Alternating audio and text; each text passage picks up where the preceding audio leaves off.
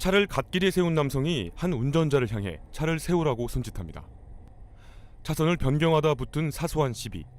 급기야 차량을 고속도로 한복판에 멈춰 세우고 걸어 나오는 순간 뒤따라오던 차량들이 속도를 줄이지 못하고 연쇄 추돌 사고가 발생합니다.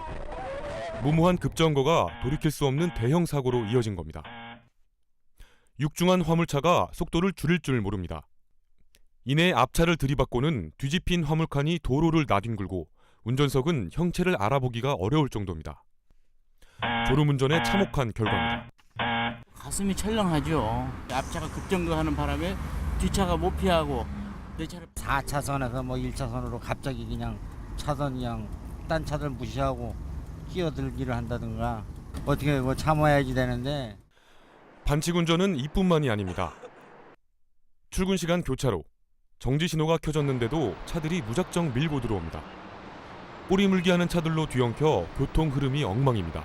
자칫 큰 사고로 이어질 수도 있는 이기적인 꼬리 물기는 좀처럼 줄어들지 않습니다. 졸음운전만큼이나 위험한 음주운전은 반드시 뿌리 뽑혀야 할 반칙 운전입니다. 단속을 시작한 지 얼마 지나지 않아 한 중년 남성이 걸립니다. 혈중 알코올 농도 0.126으로 면허가 취소된 음주운전자는 궁색한 변명만 늘어놓습니다. 치고 왔다고 생각했는데. 지난 3년 동안 우리나라 교통사고 사망자 수는 평균 5천 명이 넘습니다. 대표적인 반칙운전인 음주운전 교통사고의 사망자 수는 2012년 기준 815명으로 전년보다 11% 증가했는데요. 특히 졸음운전은 고속도로 사망사고 원인 1위로 매년 120명이 넘는 사망자가 발생하고 있습니다. 정부도 이러한 반칙운전으로 인해 사망자가 꾸준히 늘고 교통 흐름이 엉망이 되자 여러 가지 대책을 내놨습니다.